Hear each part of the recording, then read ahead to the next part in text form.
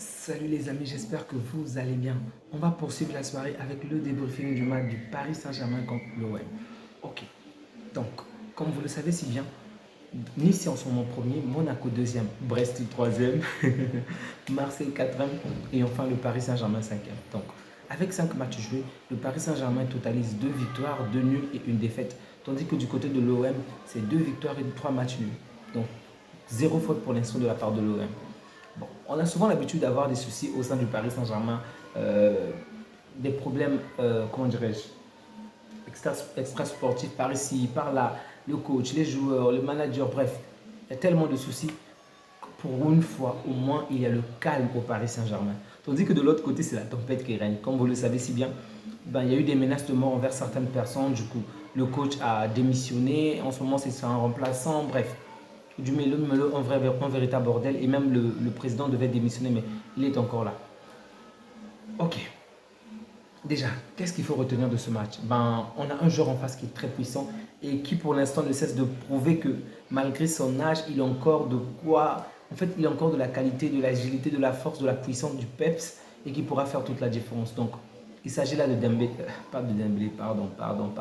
Je devais dire, il s'agit là d'Aubameyang. Donc, Aubameyang qui a claqué un doublé contre Ajax pendant les matchs de Europa League. Je m'attendais vraiment à ce que c'est pas pour être méchant, mais je m'attendais à ce que Marseille se fasse gifler face à l'Ajax, même 3 buts à 0, 3 buts à 1, mais bon. Aubameyang est là, il a fait la différence. Félicitations à eux, ce qui est une très bonne chose parce que pour l'indice UEFA, ça permet à la France de gagner un tout petit peu de points parce que je crois qu'en ce moment la France est sixième et ça va coûter quand même assez des places chères pour la Ligue des Champions. Donc pour l'instant, ils ont deux titulaires. Donc le premier et le deuxième sont automatiquement qualifiés pour la Ligue des Champions, tandis que le troisième doit passer par les barrages, ce qui n'est pas vraiment agréable. Il est préférable d'être au minimum cinquième pour avoir au moins 3 places. Ok. Donc hier, ils ont gagné un point, du moins, le contre Ajax, ils ont fait un match nul, donc ce qui les a permis d'avoir un point. Donc l'équipe est plutôt sur une bonne lancée. Et si on se fie sur ce que leur coach est en train de dire, comme quoi il veut une équipe vraiment, comment dirais-je, il n'avait pas dit des mecs, des gens, il veut des guerriers, ok, il faut le dire ainsi. Il veut des personnes qui sont agressives, qui vont vraiment mettre de la force, du peps pendant tout le match.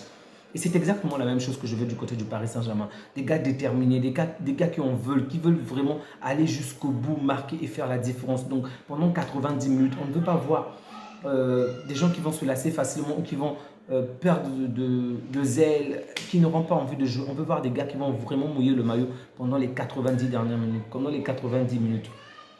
Souvenez-vous du match passé contre l'OM où le Paris Saint-Germain s'était imposé. C'était très beau à voir de quelle manière on les avait vraiment marché dessus.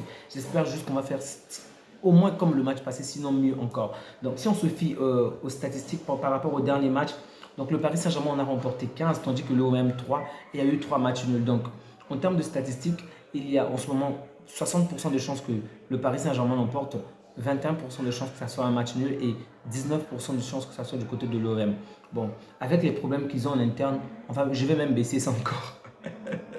Bref, donc, quelle est pour moi la composition probable par rapport à la journée de demain? Bon, je pense qu'on alignera certainement Mbappé, Ramos. Si c'est pas Ramos, au cas où celui-ci sera de retour, il s'appelle comment déjà euh, Asensio, mais je pense qu'il est encore blessé. Et de l'autre côté, je pense qu'on ne devrait pas mettre Dembélé, mais on devrait plutôt mettre Colomwani, ok? Ou même qu'on inverse même Colomwani et Ramos, mais qu'on ne mette pas Dembélé, juste qu'ils se mettent sur le banc, qu'ils prennent le temps de voir les autres. Et je sais pas moi, genre, juste pour lui piquer, vous comprenez que ça lui fasse un peu mal, afin que lui aussi puisse s'améliorer. Vous savez, l'adversité positive est parfois une très bonne chose, ok? Donc, avec les performances qu'il réalise depuis un certain bout de temps, je pense que qu'il reste un peu sur le banc, ok? Qu'il regarde les autres jouer, ça pourrait être bénéfique pour lui. Au milieu du terrain, ben, vous savez, je ne vois vraiment pas ce milieu du terrain changer. Pour moi, c'est Zahir Emery, Yogate et Vitinha. Il n'y a que. Ensuite, en défense, bon, s'il faut prendre 4 défenseurs, je prendrais Hakimi à l'extrémité droite, Skriniar, Pereira, j'aimerais bien le voir jouer, mais il ne sera certainement pas titulaire, donc Marquinhos. Ensuite, Hernandez. Dans la défense, vous savez bien, et du moins dans les cages, vous savez bien que ce n'est que Donnarumma. C'est plutôt ça mon 11. Donc je répète, Colomani. Ouais, Colomani, ça va. Ça pourrait encore aller. Donc, qu'est-ce que je m'attends vraiment en termes de score? Mon pronostic avant par rapport à ce score, ben, je m'attends à ce que le Paris Saint-Germain puisse l'emporter au moins à 3 buts à 1. Vraiment 3 buts à 1, le strict minimum. Disons que s'ils sont combatifs, on ira même jusqu'à 3 buts à 2. Sinon, il faut que le Paris Saint-Germain marque au moins 3 buts. Juste ça. Je ne sais pas pourquoi j'ai envie de dire pas moins de 3 buts. Je vois bien Kylian marquer faire un doublé ou un but. Et ajouter à cela Colomani également faire la différence. Donc, doublé de Colomani et un but de. Doublé de Mbappé et un but de Colomani. Au cas contraire, ça sera Colomani, Ramos et Mbappé. 3 buts. Parfait. Ouais. Un seul but de la part d'Aubameyang. Aucun autre but de la part de Marseille. Donc, soit Aubameyang marque, soit aucun d'autre marque. Le Paris Saint-Germain s'impose, gagne la première partie et en espérant que qu'il n'y ait pas de blessés. J'espère vraiment qu'ils vont terminer ce match en forme. Tous les joueurs seront en forme et qu'il n'y aura pas de soucis pour la suite. Donc, on va s'arrêter là. Vous n'hésitez surtout pas à me laisser vos pronostics. Quels sont les joueurs que vous pensez qui vont marquer? Le score selon vous? Quelle est l'équipe qui va s'imposer? Et pourquoi le Paris Saint-Germain va s'imposer, bien sûr?